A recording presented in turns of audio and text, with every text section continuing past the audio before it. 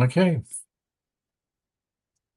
Well, good evening. This is going to be a change-up version of Thursday with Steve and Mike.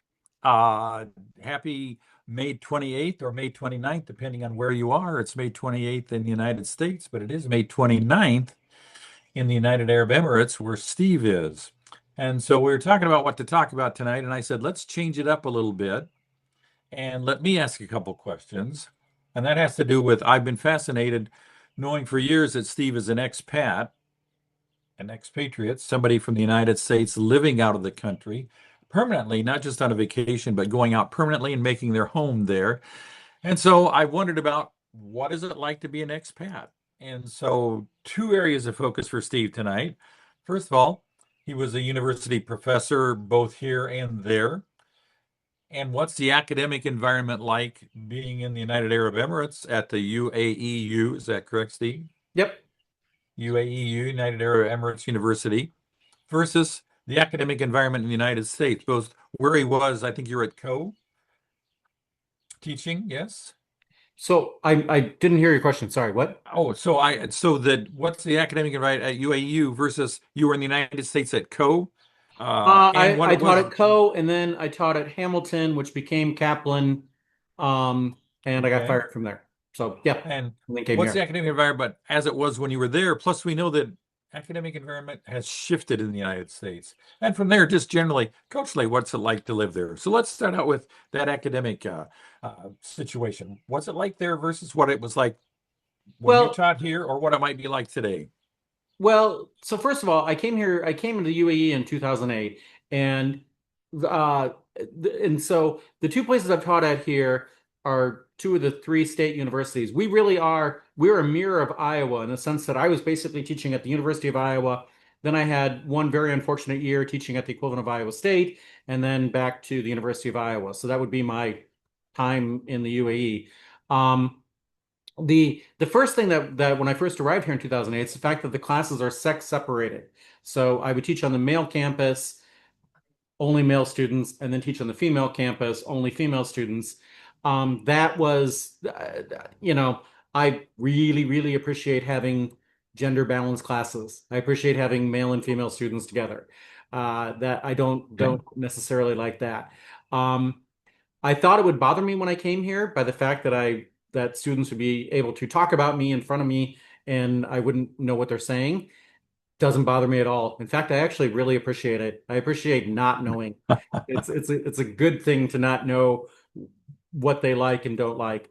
Um, it is, so this is gonna sound, I don't want to sound condescending on this, but because particularly when I first came here, and the level of English has way higher now among the average student today than what it was in 2008, like off the charts better. There's a measurement of English that they use here, which is based on the British system called IELTS, and the students when I came here were bad. Every semester I'd have two students talking to each other throughout the class. Definitely on the male side, this happened every semester in every class, that they'd be talking to each other. And it wasn't that they were talking to each other to be disruptive. It was one guy translating to Arabic what I was saying in English. And I just had to call them out. And I'm like, um, the test is going to be in English. So if the guy doesn't understand English, he needs to go back and learn English and take this class again. It's not going to happen. It's you can't, I can't have you talking in class and I can't have this. And so that was the first couple of years here. That was problematic. Last couple of years, that has not happened at all. And again, just because the level of English is so much better than it was when I arrived. Um, but because the students are non-native English speakers, I'm I have to teach in a way that I have to think to myself, how would I explain this with a fifth grader's level of English words? So it's not dumbing down the content, but it is changing the way I present the material. And it Oh, we it probably call code shift. yeah, it is. It Code is. shift. Yeah. Yeah. I mean, the insulting way of talking about it is somebody referred to it once as edutainment as opposed to education. But I've always had a disagreement with that accusation. There was at Benton Community, Don Logan once told our class that that education should not be, you should not expect to enjoy a class. You should go into it. And I'm like, I don't necessarily agree with that. I think, I found ways to make economics and supply chain interesting. Those are not topics that generally people find interesting. Yeah, exactly. And so I thought it's my, if all I do is go in and this is, this, and if all I do is go in and read the book to them, I provide no value. They might as well, Sure. you know. Yeah, you have no value. Yeah. They could do the So book and leave you out. yeah, yeah. Uh yeah. So anyhow, I've had the opportunity a couple of times to go back to my alma mater to um twice since I've been gone and do a presentation to classes there, which is just a lot of fun. And so the last time was in 2020. I went back and did a talk about the growth of the UAE and the development of the economy here. Talked to econ students, and it was noteworthy to me that the co-students. There are so many people who have a down view of today's generation. I don't. I have a very optimistic view of today's generation. Um, one of the reasons my face is up there on the wall at Benton Community is I started a speech when you were my coach, and the opening line of the speech was, "Our youth now have luxury. They no longer rise when the elders enter the room. They gobble their food and tyrannize their parents." And it's a speech from Socrates from 700 BC. Point being, every generation thinks the generation after them are pieces of shit. They just do. And when in fact, in my experience, I'm more impressed by every class that I see than I was before, you know? Um, Well, and in all honesty, on the continuum of possibilities, the whole thing exists, right? From the people that give you hope to the people who say, "My gosh, they are the ones that Socrates talked about, 3,000 years ago." That somewhere on the people can lie anywhere on the continuum, and I think we focus on those ones that give us distress less than we focus on the ones that give us hope. right, right. And, but I mean, definitely classroom management issues are different. You have to deal, I'm sympathetic to all teachers and how they deal with it differently. Some have the strict rule of if I see you touch your phone during class, you're kicked out of the room, blah blah blah. Um, I, I never I I never did that, but then I also had the ones where I'm like, yeah, no, if you're going to be on your phone and laughing during class as something you're reading on your phone, get out. I can't. You're distracting me. You're distracting the people around you. Can't have that. Um, yeah. So And you found you had behavior problems, behavior concerns. Not everybody was a prime, beautiful gold star teacher's pet student then. yeah, I, but, uh, you know, behavior problems to me, I don't know. I've never had huge behavior issues. I don't, I've never had yeah, it's never been an issue. I don't know. Um, yeah, there are times in which I wish I'd actually had a class in education because I do this job with no classes. I've never had a class in education. So, yeah. Um, Not needed for the university. yeah, not needed. Nope. Which is Yeah. bizarre. I joke about that, I can walk into any classroom at a university and teach, but I can't walk into a classroom in Iowa and teach, which you've told me that apparently I can as a substitute, but anyhow, I didn't know that. Um, but just one more thing about, because it is ironic that exactly 24 hours ago right now, I was talking with a woman teaching at Iowa State, so the our sister school. And what attracted me to go work there is they had a blended program, and it's based on an American company called Minerva. And the idea is that you do half of it online, half of it in person. And that sounded really exciting to me. In the implementation of it, it was terrible. It was a system set up. that if you're an introvert who loves to read, it's the program for you. If you're an extroverted Mhm. student and if you're an extroverted teacher, it's a horrible system to teach in. It was not for me, and it was definitely not. There were certain students that I was like, my fellow extroverts, I was like, yeah, I understand why this is not good. But the introverts were like, this is awesome. We read before class and we only have to answer questions, and it's so like I was like, there are the students for which it was perfect. So yeah, There are times when you need to find modes and modality in it. right. Maybe it would be helpful if a student could say, I want this modality, so the student knew what they were getting into. I want this modality. No, I want that modality. Rather than you being forced to do it and get students from, the mix with some happy, some sad, without them having to have made the choice to begin with. Might be difficult to do, but that would be an interesting application, I think. Yeah. So did you think academic freedom was different there, same there? Was better here, getting worse here? I have fears about academic freedom here in this country getting Well, I have fears of squashed. academic freedom in America. I have had no Yeah. I okay. At Iowa, I've had no concerns of the at the Iowa equivalent of in this country, no concerns of academic freedom. At the Iowa State, I was chained to a chair. So totally different cultures within the same country. But in terms of my ability to say something, I've been critical of the government on things that I thought were not smart. Um, Never had any blowback. So now, I mean, we literally had people fired in America because they said that they said something that the government didn't like. Um, to my knowledge, I've never heard of anybody getting fired here for that. So And then unfortunately, they can say it on their own personal Facebook or social media outlet, not a yeah, school related one. They can do it on their own personal one and still come under scrutiny. I still remember our governor repeating something that one state senator said that teachers are on what was it, a subversive agenda, or, a couple of years ago that this was a nasty thing that teachers were trying to do.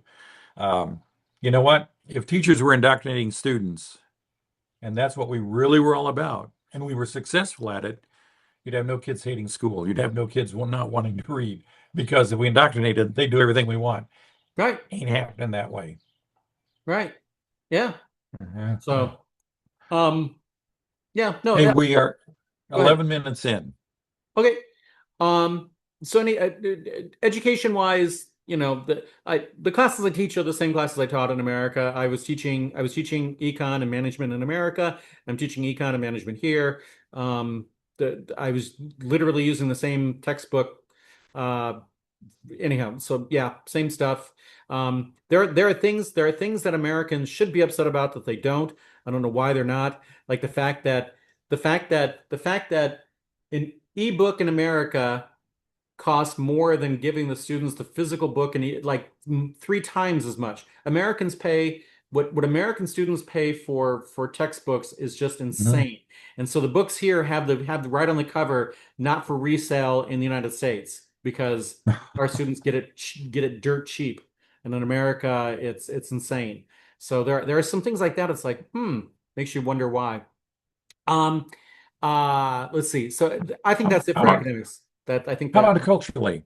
Huh? Culturally, How about culturally? Yeah. What do you well, like? I got to tell you the thing I like the most, which is today is absolutely the wrong time to discuss this because I'm so far overdue.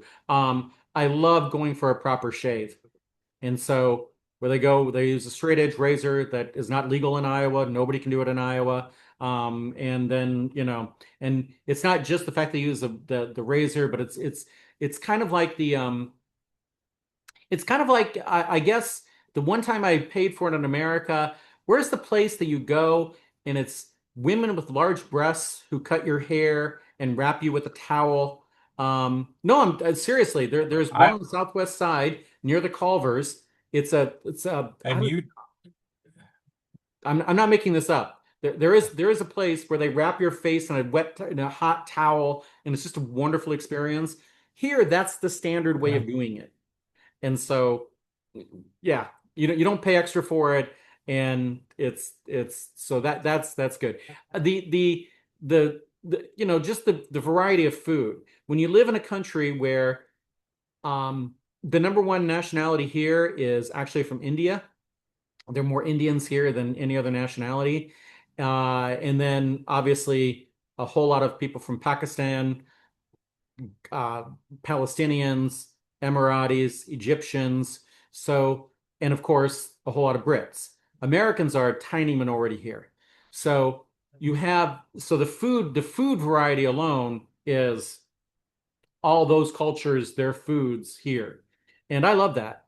Um, that's you know, I shared a couple days ago a picture of me at the end of my first year. You'll appreciate this. I coached the team that won the debate and speech contest for the university. And Good. my students gave me a gave me a bouquet of flowers and whatever. It's the first time students ever gave me flowers. And so I was so excited. And so there's a picture of me. And I don't know what I weighed, but it's probably 250. Like it's the most I look at that picture and I'm just like, oh, oh, wow. And that I was cannot imagine you weighing 250 pounds. Oh, it's just ridiculous. And but I know the reason that that happened in my first year here is that I was so excited to try all these new foods. I was eating everything. And so it was a blessing and a curse at the same time. Um, so yeah, that's so definitely, I mean the weird thing is the misconception that people have about the Middle East in particular is the belief of that things the rules are rigid here and so forth. There are rules that are rigid that I don't understand. Like today is 115 degrees. And so even late at night, walking my dog at 10 o'clock at night, um, there are people out jogging and so forth. You'll never see someone jogging here in Elaine with a guy jogging without a shirt on. You'll never see a woman just wearing a sports bra out in public. It's just that's not going to happen. Yeah. So I mean, so there are some cultural things like that. I don't. A guy's not going to get arrested if he went jogging without a shirt on. It's just nobody does it, you know? So if nobody does it, I'm not going to be the one to go do it. And yeah, but so there's some cultural things like that. But it's uh I yeah, I'm very happy I came here. That I have no regrets of. Put it that way. Mhm. What do you dislike about the culture there? Anything? Um, because because there are so many different nationalities, there is a fake niceness that I'm not comfortable with. In other words, Hmm. um, people will put things on their emails, kind regards, a truly nasty email signed kind regards. No. Um, just there's a fakeness there that I don't know. And it's the thing that we Americans talk about because the yeah, it's we Americans just don't do that. We don't. Well, it depends on where you're from.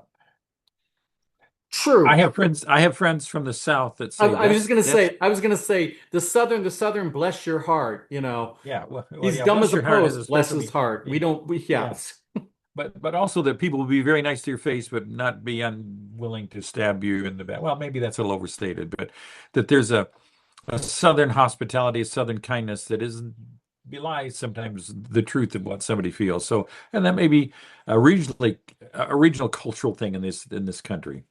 Yeah, yeah, but so right, and that's definitely um that's definitely something I don't appreciate. I don't appreciate this is and let's just be blunt about this because I've been very blunt with my British friends about this. The people who've treated me the worst in this country, hands down the Brits, hands down, because Mhm. this used to be part of the Trucial States. It used to be part of Britain. And the only true legacy of that is the fact that we use the British plug. So it's different than the European plug. It's definitely different than the Oh, American plug. We use the British plug electric, here for electricity. electrical. Yeah, Yeah. electrical plug.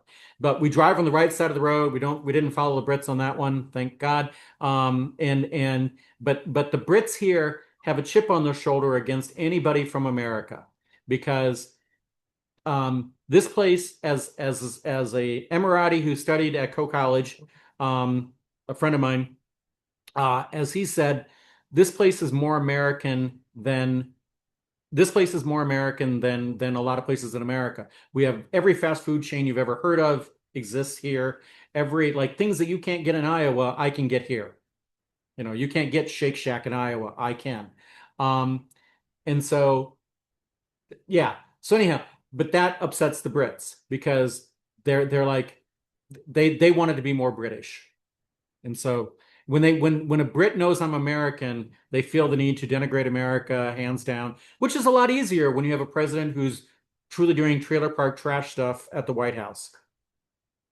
Well, the pictures I'm seeing on the web now showing the White House and the grounds, 2 years ago, and the White House grounds now with the East Wing totally destroyed and a construction site, like down to the ground torn up, and this MME uh, Right. dome being created to do an MMA mixed martial arts fight, on the president's birthday. Um, I I have no words. I Yeah. have no words. Say It's we're at 20 minutes. So no, anything in the closing? no. That's a good for an unprompted whatever discussion. I think that's good. All I can say is yeah. I I would have been happy to have lived my entire life in Iowa and not done this, and I'm so glad that I made the leap. I'm glad, and I would encourage anybody to take the leap if they can. So, Well, I know you've traveled. It's given you the ability to travel quite a bit of the world, much more than Linda and I have. But you know that we've traveled a whole lot since 2017 when we started. Unfortunately, our travel days are over now. Um, there's so much more world out there, so much to see, so much to learn, and to find out that America's a great place. It's not the only place in the world that's great. There are great things everywhere. right, Something's better there. And sometimes you have to say it's not better, it's not worse. We had foreign exchange students, they were often told, when you go in, remember, it's not better, it's not worse, it's just different. There right. are differences we have to recognize, but honestly, there are some things that are better in places, some things that are nice here too. Um, so thanks for Yeah. sharing that. I appreciate that. Well, thank you. Um, yeah, that's a good place to end this. And with that, are we signing off? No, well, we're ending the recording.